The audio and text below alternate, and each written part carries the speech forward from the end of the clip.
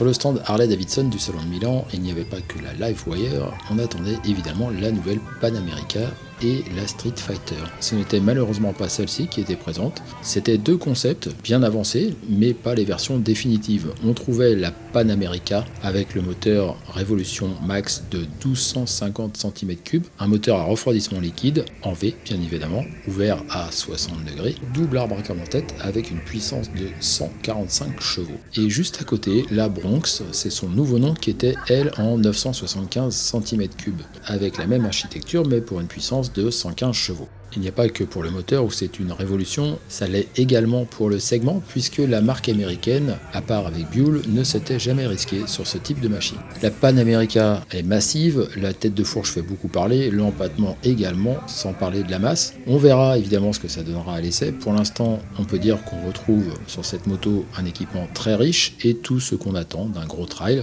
Reste que la concurrence est très affûtée sur le segment et puis on note aussi que la transmission est ici avec une chaîne. Ce n'est pas le cas de la Bronx qui elle a une transmission parcours beaucoup plus classique chez Harley-Davidson. La Bronx 975 elle aussi est ici en concept. On verra la version définitive en 2020 qui est appelée à révolutionner la gamme Harley-Davidson et notamment la petite famille des Sportsters.